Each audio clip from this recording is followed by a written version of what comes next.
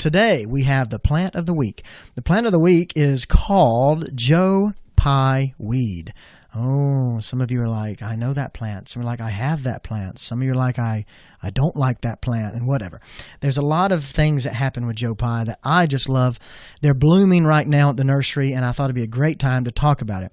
We're going to talk about Joe Pye and his loosely affiliated but estranged cousins.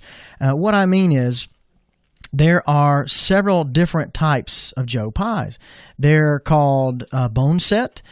Some of them are known kind of commonly as ageratum, mist flower, white boneset, hollow Joe Pye weed, little Joe Pye weed. There's a bunch of different types of Joe Pye weed.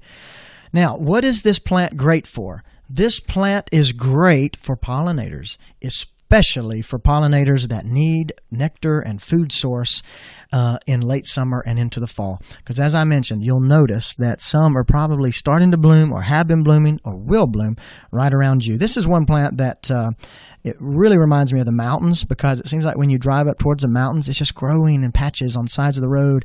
And it's particularly the large Joe Pye weed that you see. And they're just overarching well, not really over the road, but it feels like this nice little garden you're driving through that God himself placed for us and our enjoyment. It's beautiful.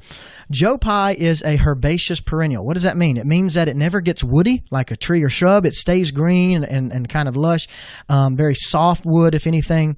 And perennial means that it comes back every year. Year after year, you will enjoy this plant in the garden. Now, one thing about Joe Pye is that it does die down. So there's few evergreen perennials out there, but this is one that he will retreat. Joe Pye will retreat underground and overwinter there until spring comes up and warms the earth, and he emerges once again. So, who in the world is Joe Pye, and why does he get his own weed named after him?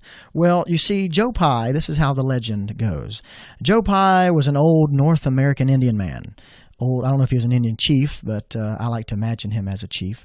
Now, what he did is he used this particular weed weed is a bad word to use.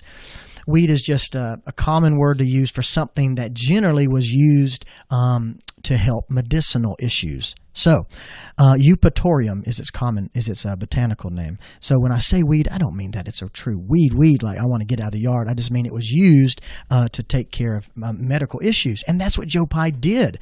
He went and he found this grateful New England man, a Yankee man, who had typhus fever. Not typhoid, this is typhus fever. And as the legend says, old Joe Pye, he used this magical weed to induce profuse sweating and thus broke the fever. I don't think it's hard to induce profuse sweating on a Yankee man, but he did it with Eupatorium, and the fever broke. Typhus fever broke, and that's how it gets the name of Joe Pye weed. But now there's that other name I mentioned called boneset. Now, how does it get that name? Does it mean that you can apply this and it will heal a broken bone? Well, not exactly. Boneset, it became very popular around 1800s when this virulent flu swept through the East Coast. Now, what this flu caused was intense bone pain. You see, that flu got so far ingrained in your body that your bones began to ache, which I felt like that from time to time when I get sick. But what this does is there was a man's physician in the 19th century. His name was C.J. Hempel, and he noted, here's his words, quote, he said, the herb so signally relieved the disease that it was familiarly called boneset. So it helped take the pain away from your bones. So in the garden, of course, boneset or Joe Pye weed, whichever one you prefer, they come in a wide variety of colors and sizes, heights, everything from 5 to 12 foot tall down to just about 2 or 3 foot. And they do make beautiful foliage, beautiful flowers. Colors, let's talk about colors of blooms, from whites into pinks and purples and into kind of a blue color. Blue mist flower is really a gorgeous plant. And I'm going to tell you that I'm working on propagating a slew of those because they bloom so late in the year.